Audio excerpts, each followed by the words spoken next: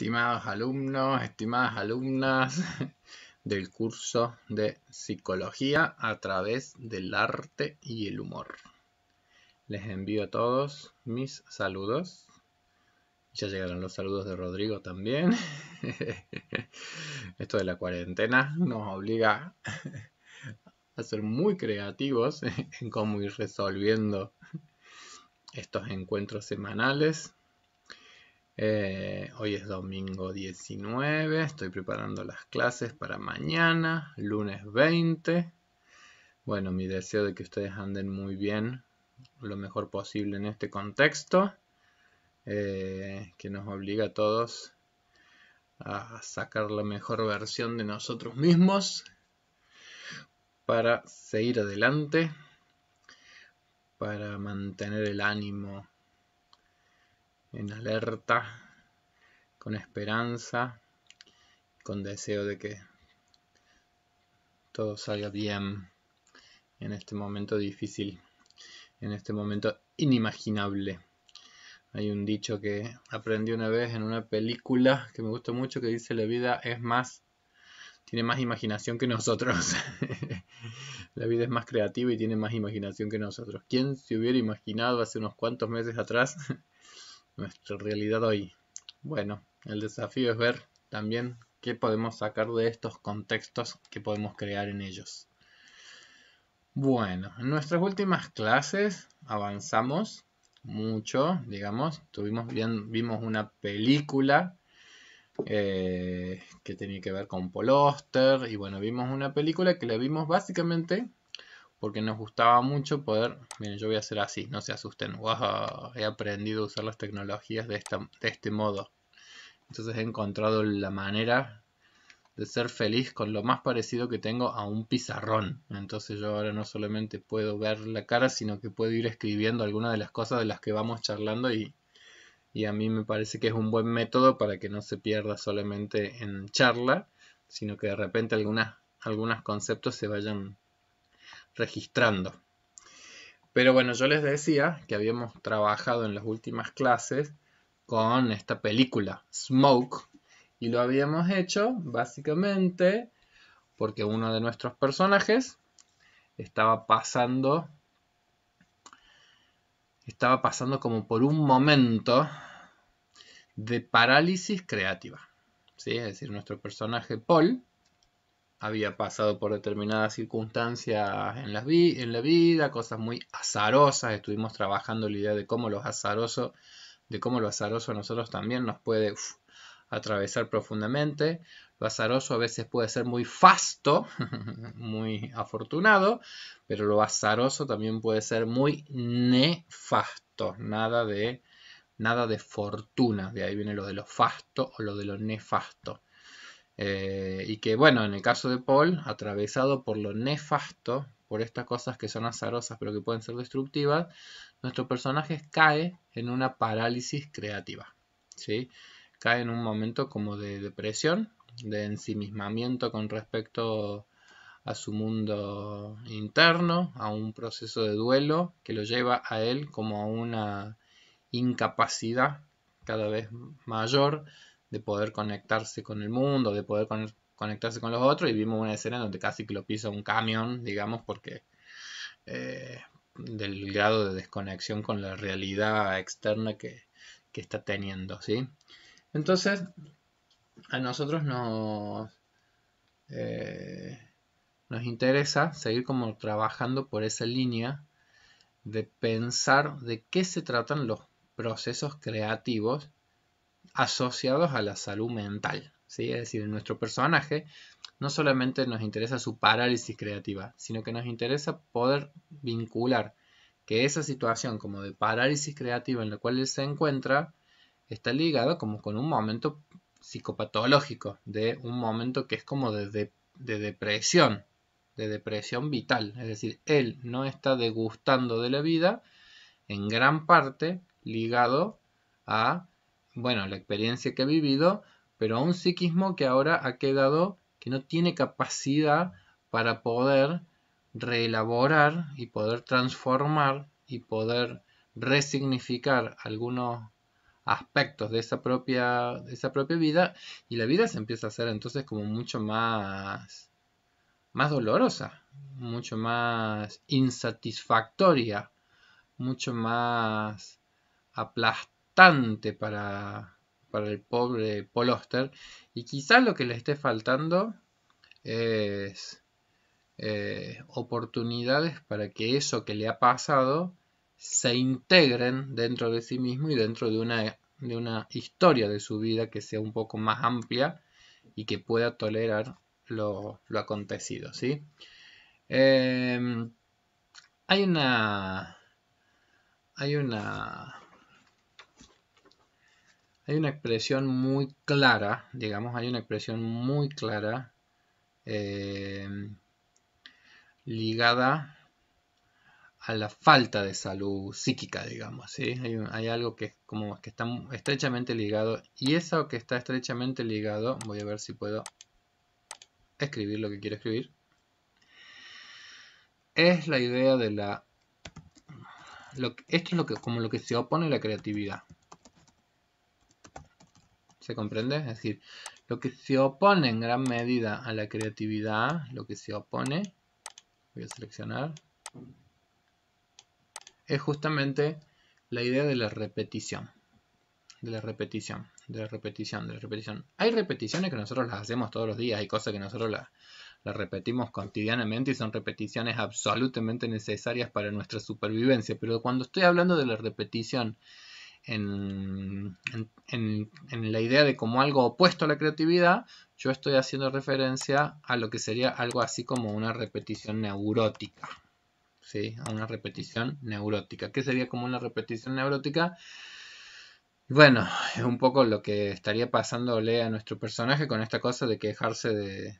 No hacer más que como quejarse, aunque no nos esté quejando necesariamente explícitamente, decir, pero como una cosa de desdén absoluto y repetitivo y monótono con la vida, como no encontrándole ningún sentido tal vez a ella, o estando como en un andar y una cosa compulsiva con el cigarrillo y nada más, es decir, toda una cosa de la vida como paralizada y la percepción de como una cuestión como de parálisis. A eso hacemos referencia básicamente con la idea de una idea como de repetición neurótica. Si en algún punto la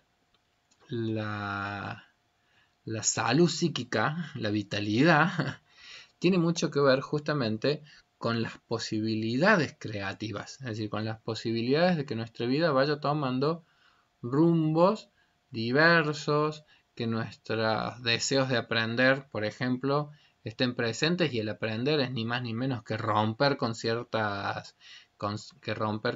repeticiones, que romper con lo que ya está dado, porque ahí, volviendo a la idea básica de qué se trata justamente la creatividad, uno podría hacer como una línea, así, a ver, voy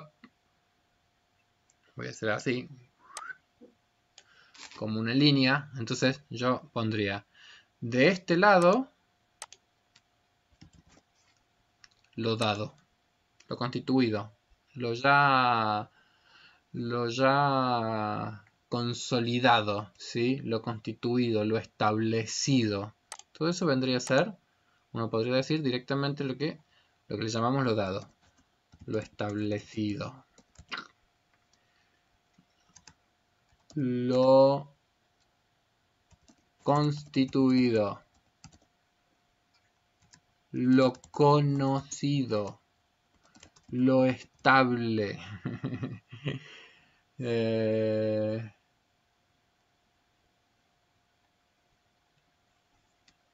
lo formado.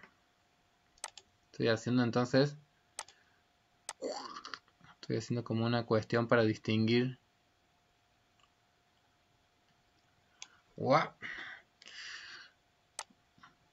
lo que viene, como quien dice, lo dado vendría a ser como lo que ya es también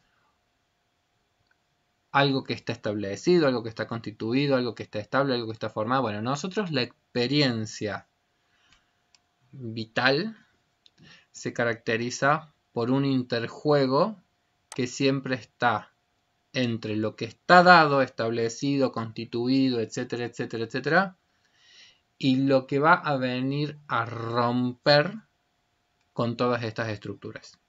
¿Sí? Es decir, por ejemplo, en el caso de la película, voy a sacar una flechita acá, una flechita que haga como para dos puntas, pero en el caso de nuestro personaje Paul, la muerte de la mujer, el asesinato, la muerte también de un hijo, etcétera, etcétera, es decir, llega una crisis.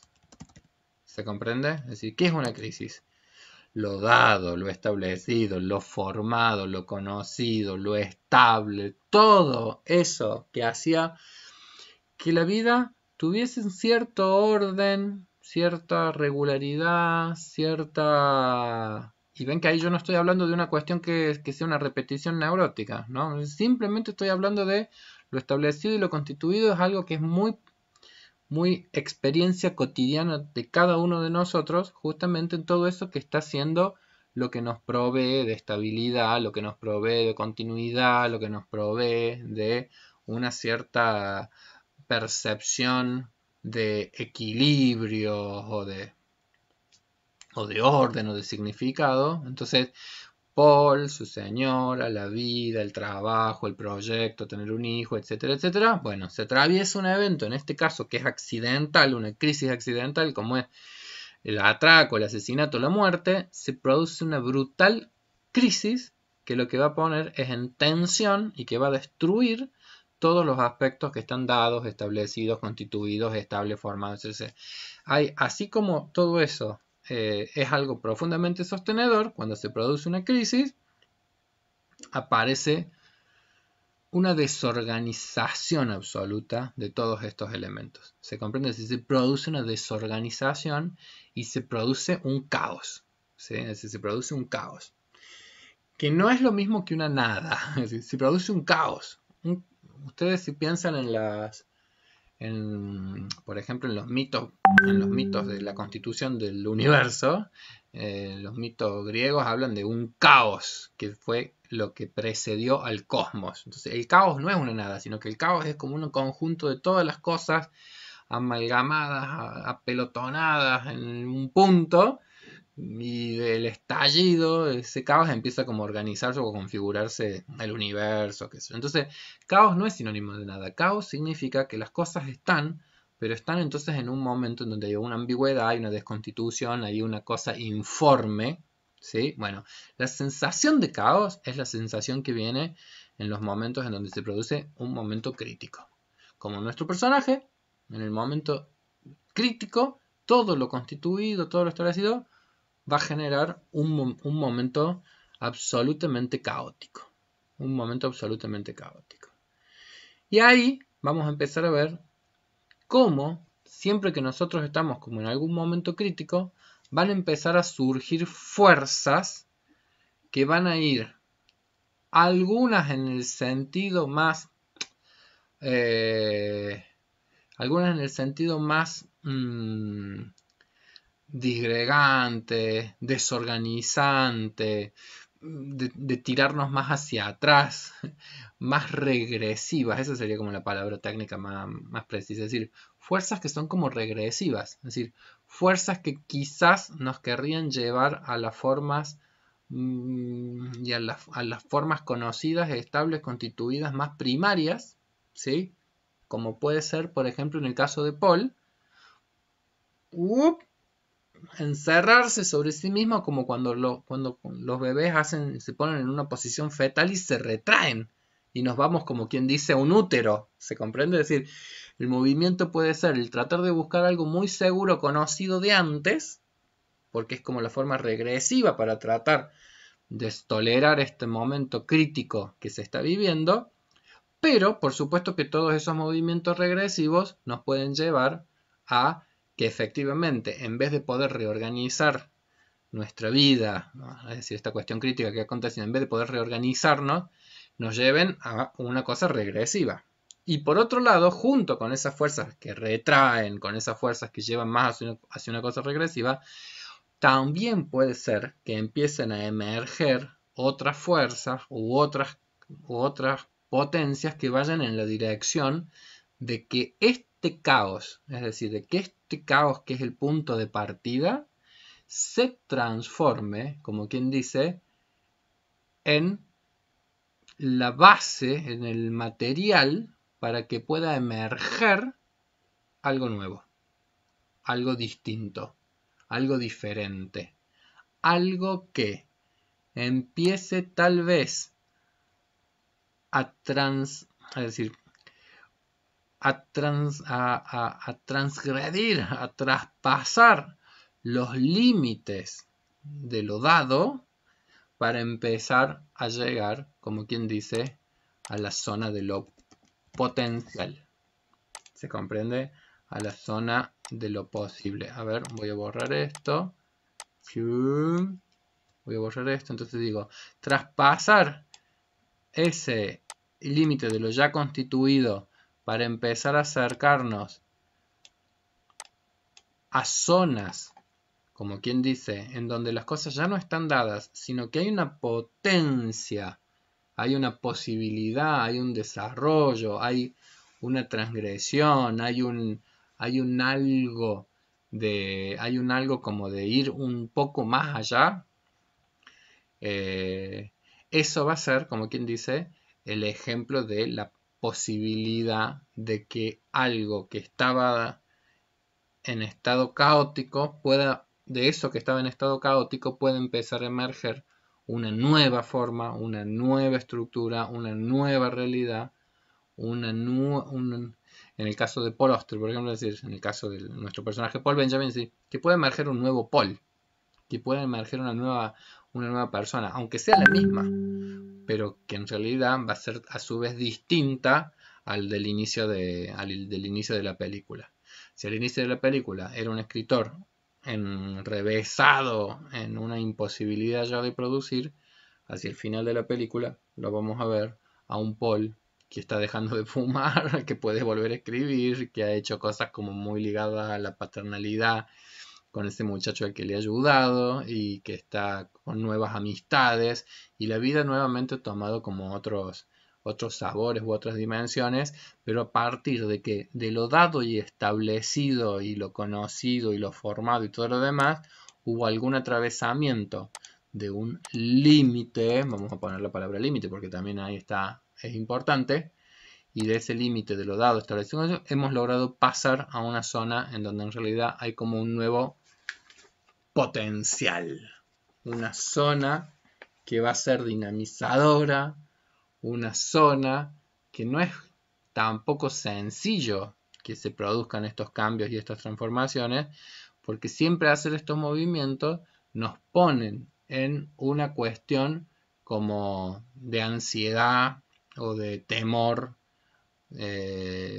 porque también en algún punto es transformarse, es dejar atrás algo, ¿sí? Entonces las experiencias de transformación son experiencias angustiantes, ¿sí? ¿Por qué? Porque en algún punto es también dejar algo, ¿sí? Bien, ¿cómo vamos? Estos temas para nuestros gustos siempre son como muy interesantes y la gran duda es cuánto interés estarán generando en ustedes. Bueno, voy a borrar el pizarrón.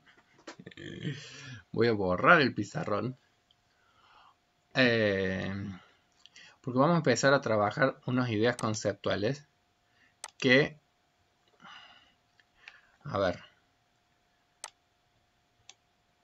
que tienen que ver con que uno, vamos a tratar de empezar a pensar, decir, bueno, ¿qué cosas pueden estar en la base?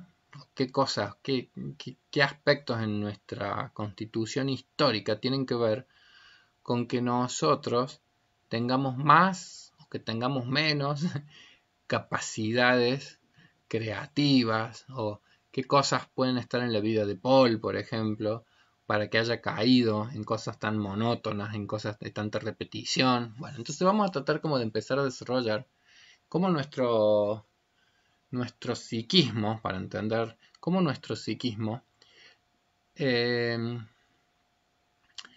si repite y repite y repite algunas cosas, es porque en algún punto es el mejor modo que ha logrado encontrar, voy a poner de nuevo acá la palabra repetición, Pero es el mejor modo que ha logrado para encontrar un equilibrio psíquico. ¿Sí? Es decir, es el mejor modo que ha encontrado para lograr cierto equilibrio, para lograr cierta estabilidad.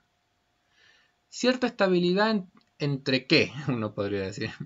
Bueno, probablemente cierta estabilidad para llegar a un grado como de adaptación a la realidad, en donde ha logrado este interjuego entre aspectos emocionales, aspectos racionales, es decir, un equilibrio que por lo menos mantiene a salvo a nuestro aparato psíquico, aun cuando se trata de una repetición neurótica, aun cuando nos esté empobreciendo un poco la vida. ¿Sí? Es decir, pero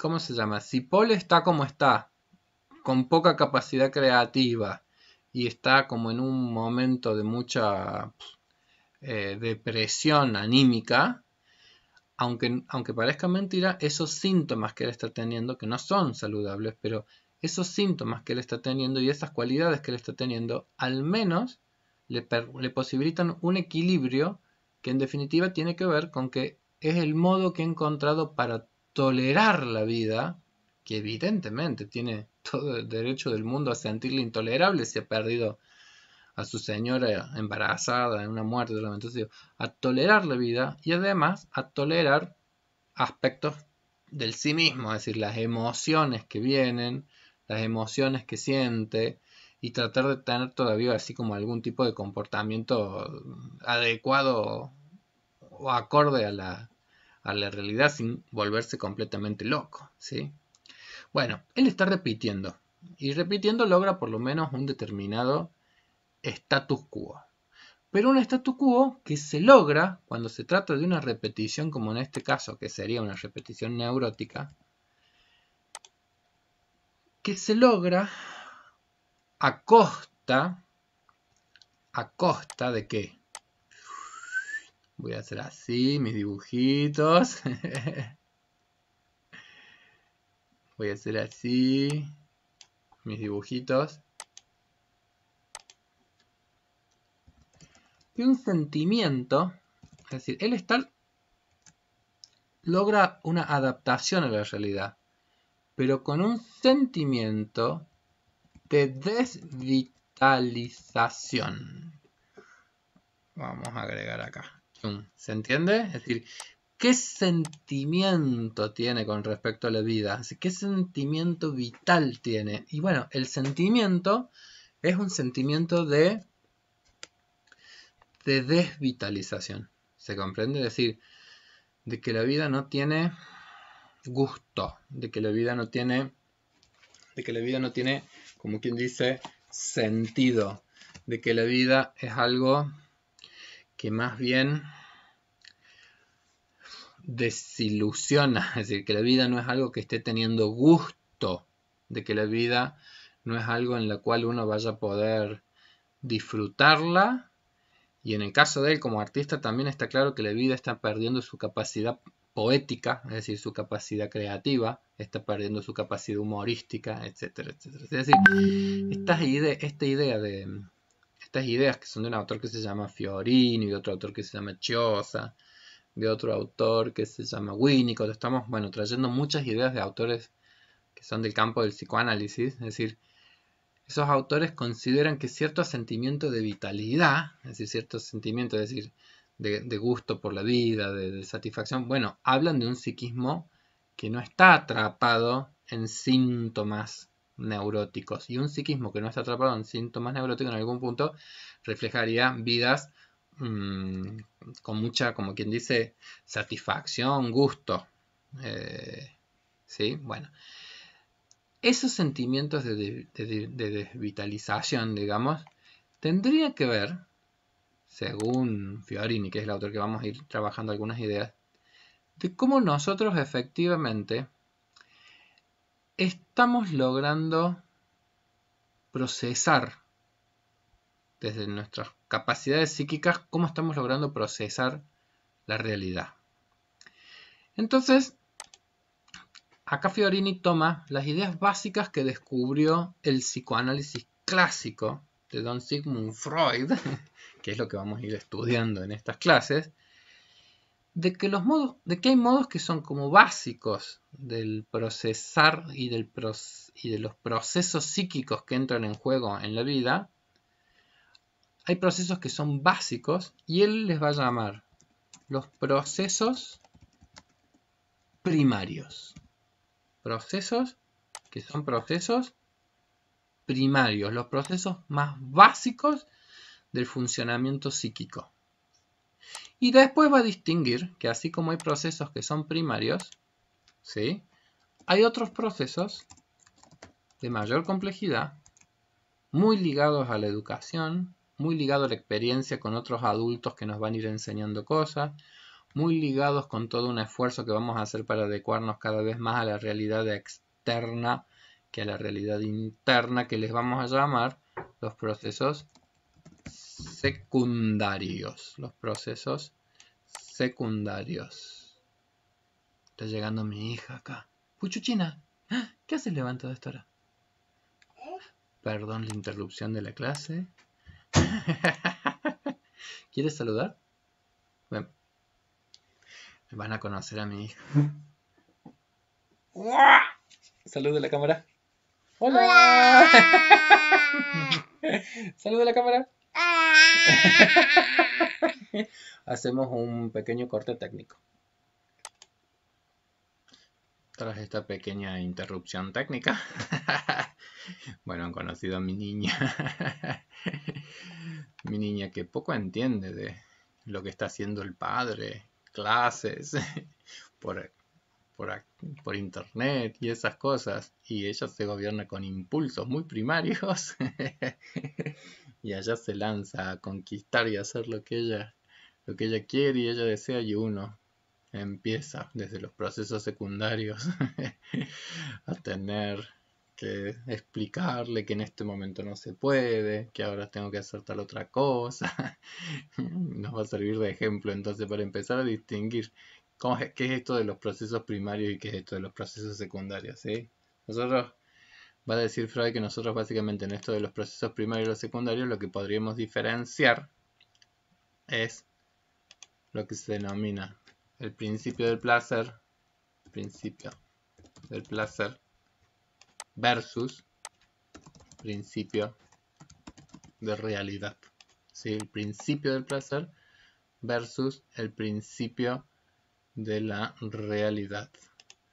Voy a dibujar unos cuadraditos así para ir diferenciando los procesos primarios, los procesos secundarios.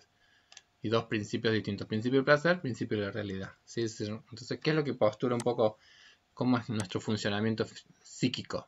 Desde los orígenes, en nuestro funcionamiento psíquico, como que el modo básico de funcionamiento psíquico es el principio del placer, que se denomina. ¿Qué es lo que caracteriza el principio del placer? Que para resolver las necesidades de adaptación a la realidad, nosotros imponemos nuestras necesidades, como quien dice, y hasta, si es necesario, alucinatoriamente, haremos todo lo posible para tratar como de alcanzar un grado de sensación de adecuación con respecto a la realidad.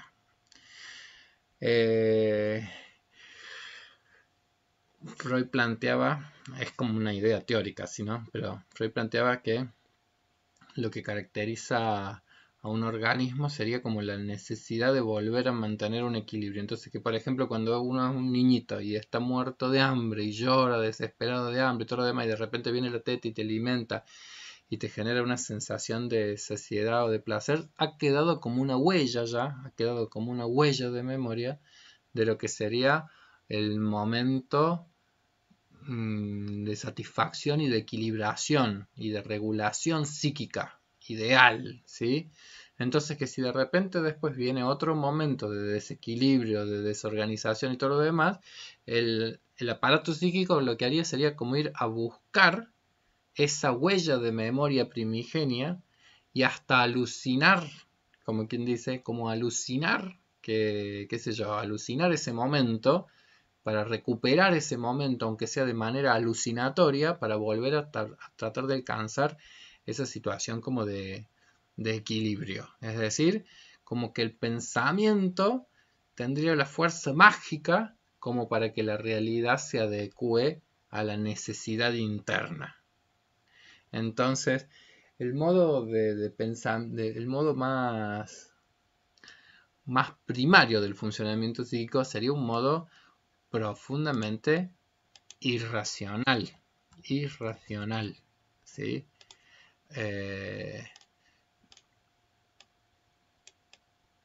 Serían como los modos absolutamente irracionales. Es decir, obviamente que si esto que digo que son los modos primarios de todos los seres, de todos nosotros, por supuesto que si esto lo viéramos en una persona adulta diríamos, uy, este está chiflado. Por ejemplo, una alucinación. Es decir, imagínense que alguien dice, ah, sí, acá yo soy Napoleón. Entonces, no, este está completamente chiflado. ¿Por qué? Y porque no es Napoleón. O si alguien dice, ah, estoy viendo bichos que me trepan, no sé qué, y son alucinaciones. Uno dice, este está completamente chalado. ¿Por qué? Porque está teniendo percepciones que en realidad no existen, está fuera de la realidad, no está manejándose con un principio, que es el segundo, no está manejando principios de realidad, sino que acá su psiquismo está completamente alterado. Bueno, efectivamente, digamos, sí. Todo lo que tiene que ver con el campo de la psicopatología tendría que ver con que hay un desequilibrio en los funcionamientos de estos procesos. Pero, como bien nos enseñó Freud, es decir, estos desequilibrios no quiere decir que todos nosotros no tengamos un poco de poetas y locos. Todos tenemos un poco, porque en algún punto esto de los procesos primarios son los que están en la base de los modos más irracionales, de comprender, de los aspectos más, de los impulsos más profundos que están en nosotros, de todos nuestros aspectos más inconscientes, es decir, desconocidos incluso por nosotros mismos. Los procesos primarios es lo que está en la base, por ejemplo, de lo que es el pensamiento mágico en nuestra infancia, pero también, digamos, todos estos elementos que son como la materia prima de todos estos procesos primarios, en realidad también son la base de nuestro funcionamiento psíquico y es como la energía que está en juego en todos nuestros procesos psíquicos y que en realidad también están como en la fuente de nuestra vitalidad psíquica. Es decir, estamos hablando de que es como todo el mundo interno de los impulsos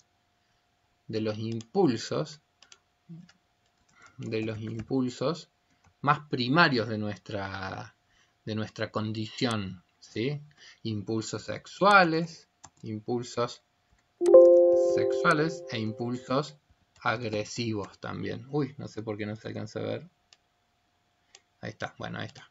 Los impulsos sexuales, los impulsos agresivos, todo ese mundo impulsivo también estaría como regulado por estos que son como procesos primarios, ¿sí? Bien, todos estos son como características prototípicas de que se ven como con facilidad en el pensamiento mágico infantil, ¿sí? Es decir, el pensamiento mágico infantil es un pensamiento que tiene mucho de irracionalidad, tiene mucho de pensamiento mágico, tiene mucho de una regulación de los impulsos sexuales. La sexualidad después ya vamos a ver con Freud que entenderlo en términos sumamente amplios. No es la genitalidad adulta, sino que estamos hablando de todo lo que tiene que ver con los impulsos amorosos, tiernos también, prototípicos en la infancia y los componentes agresivos. Entonces todo esto por un lado tenemos lo que se denominan los procesos primarios, que por ejemplo Freud los empezó a percibir con claridad cuando, por ejemplo, empezó a estudiar todo lo que es la dinámica de los sueños.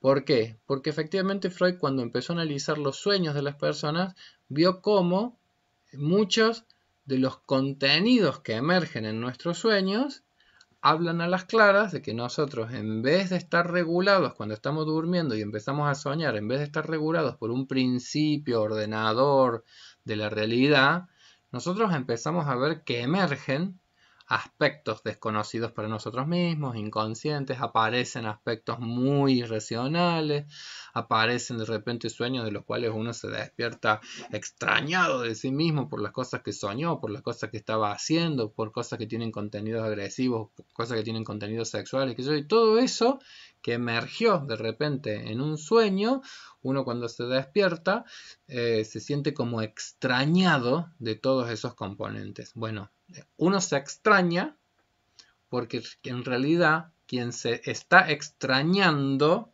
es una estructura psíquica que se denomina el yo. ¿Se comprende? Y todo esto de lo cual nosotros veníamos hablando, estos aspectos más primarios, vamos a ver que en realidad pertenecen, o podríamos teorizarlo dentro de otra estructura psíquica que Freud le llama el ello. ¿Sí? El ello.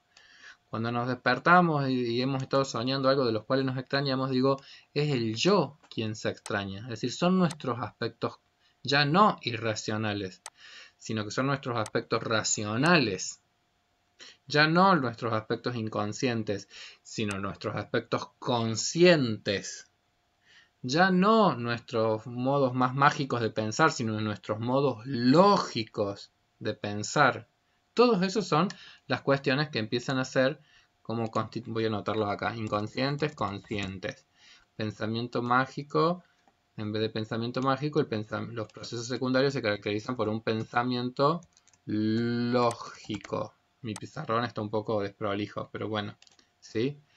Y si hay algo que caracteriza también ya los procesos secundarios es que más que la cuestión del impulso y la salida impulsiva, está más bien, los procesos secundarios están mucho más ligados a lo que sería la represión de muchos de esos aspectos impulsivos o esos aspectos agresivos. Es decir, hacemos toda una cuestión mucho más de tratar de contener esos aspectos que son los de los impulsos que nos manejan. Entonces digo, ahí uno empieza a distinguir la diferencia entre estos procesos que entran en juego, pero que no solamente entran en juego, sino que bueno, son procesos que entran a veces en tensión o en contradicción, ¿sí? Es decir, tenemos por un lado entonces procesos que son primarios y procesos que son secundarios, que ya tienen mucho que ver con un producto de nuestras socializaciones y de toda una serie como de renuncias y de esfuerzos que empezamos a hacer muchas veces en el contacto con otros, que nos van como pidiendo, exigiendo, suplicando que nos vayamos como adecuando más a la realidad, ajustándonos a un principio que no sea el de la descarga, sino que sea el principio, como quien dice, más de la realidad, que vayamos desarrollando un pensamiento más lógico, que vayamos reprimiendo algunos de esos impulsos, y todo eso es producto de los procesos después de socialización. Y entonces ahí en Freud vemos que hay como una dicotomía en los modos de entender cómo son nuestros procesos. Pero lo interesante en Freud es que él nos está diciendo, en la base de nuestro funcionamiento psíquico hay procesos que son primarios. Y como producto de un proceso socializador es que emerge esto que sería como, bueno, la idea del ser humano como un ser racional, la idea del ser humano como un ser pensante, como un ser consciente, etcétera, etcétera. Bueno, muchas de estas cosas estamos como yendo a un nivel intrapsíquico de funcionamiento nuestro que se ligan a lo que fuimos viendo cuando trabajaron por ejemplo con Rodrigo la idea del pensamiento de mitos y el pensamiento de logos, es decir, esa que en nuestra especie, es decir, la humanidad como especie, en ellas también nosotros vemos que nuestra humanidad como especie ha tenido modos de comprender, modos de pensar más míticos, más irracionales, o modos de comprender más realistas, más conscientes, más lógicos, ¿sí? Bueno, eso que nuestra especie ha transitado como especie, bueno, es un poco lo que nosotros como individuos en nuestros procesos intrapsíquicos también atravesamos. Es decir, nuestros modos de apropiarnos de la realidad, nuestros procesos psíquicos, tienen componentes primarios, altamente irracionales, inconscientes, y procesos lógicos secundarios adecuados más a los principios de la realidad, etcétera, etcétera. ¿Sí? Bueno. Pero en la base tenemos procesos que son primarios. La racionalidad, la lógica, cierta cuestión como en un cierto intento de formalización, de coherencia, es un proceso secundario con respecto al otro elemento. ¿Sí? ¿Qué descubrió Freud? Bueno, que según también cómo interjueguen estos procesos, según cómo se interjueguen los procesos primarios y los procesos secundarios, según qué capacidad tenga esta estructura, que es como lo que se denomina la estructura yoica, de regular unos y otros procesos, es que nosotros después en la vida nos acercamos más a cuestiones que sean de algo creativo, ¿sí? Es decir, podemos llevar adelante vidas más o menos creativas, o en el caso de Freud en particular, él trabajó mucho con pacientes, con sus histéricas y con sus neuróticas, que en algún punto eran personas que estaban muy atrapadas por padecimientos caracterizados por una repetición y repetición y un malestar y un disgusto con la existencia, producto de una pobre resolución entre estos procesos básicos, como quien dice, que entran en juego en nuestro funcionamiento psíquico, ¿sí? Entonces, procesos primarios, a ver si, y procesos secundarios. Procesos que tienen que ver con los aspectos más inconscientes, procesos que tienen que ver con aspectos más conscientes. Bueno, nosotros de a poquito vamos a ir tratando de comprender que lo más potente que podemos llegar a experimentar en la vida va a tener mucho que ver con cómo se logra un buen equilibrio entre estos procesos. Porque ¿cuáles son los riesgos en esta cuestión de, bueno, en la vida? ¿Cuáles son los riesgos con respecto al funcionamiento de nuestro psiquismo? El riesgo de la repetición neurótica, dijimos, es lo de la desvitalización. Entonces, evidentemente que para no llegar a esa desvitalización, algo tenemos que lograr de posibilitar que nuestros aspectos primarios tengan posibilidad de seguir siendo parte de nuestras vidas. ¿Sí? Es decir, por ejemplo, una alucinación es una experiencia de un proceso primario, ¿sí? Bueno, y como tal, si emergiera en la vida adulta, sería una expresión psicopatológica, evidentemente. Pero una poesía es una construcción que se aleja de la realidad fáctica muchas veces y que crea un mundo distinto y expansivo que se aleja de la realidad, pero que en algún punto incorpora una dimensión como mágica del pensamiento. ¿Se comprende? Es decir, nosotros vamos a tratar de ir viendo que hay procesos que son de una mayor complejidad, que se van a llamar procesos terciarios, que son el producto de una síntesis entre los modos primarios y los modos secundarios de pensamiento. Entonces que cuando en las personas vemos que hay capacidad para que empiece a emerger la risa, el humor, la creatividad, la capacidad de producir novedades, el deseo de nuevos saberes, de nuevos aprendizajes, es decir, todo lo que tenga que ver como con búsquedas que son de bienestar, de placer, de satisfacción, de creación, de arte, de poesía, de humor. Es decir, cuando aparezcan todos esos elementos, esos serían como la expresión de una muy buena integración de procesos primarios con procesos secundarios. ¿Sí?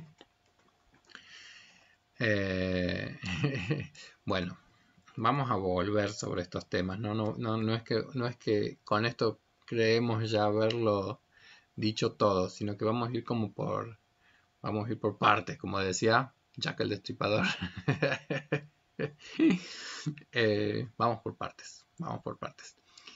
Ustedes van a ver un video de un creador grande, de un gran creador que es Kino. Una entrevista de historia de vida que le hacen a Kino. Que de hecho se lo hace otro humorista que se llama Tute, el hijo de Caloi. Entonces es una entrevista linda. Kino es una persona ya muy mayor y en esta entrevista se nota, es muy mayor. Y él hace como algunas lecturas de su propia vida. Y después nosotros vamos a tomar justamente en la clase que viene el humor de Kino para ver justamente, por ejemplo, cómo en los productos humorísticos hay todo un esfuerzo, hay toda una capacidad para empezar a hacer síntesis creativas que tienen que ver como con estos dos procesos básicos, ¿sí?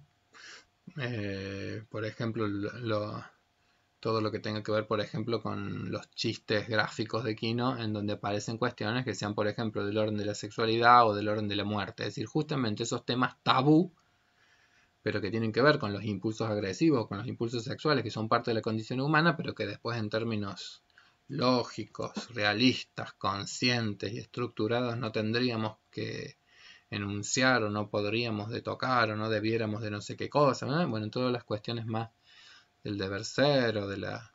Bueno, que emergen justamente a partir de la posibilidad de que, qué sé yo, se pueda producir un chiste, se puede producir algo que va a articularlos y que va a posibilitar entonces una emergencia de una obra artística o de una obra humorística en este caso.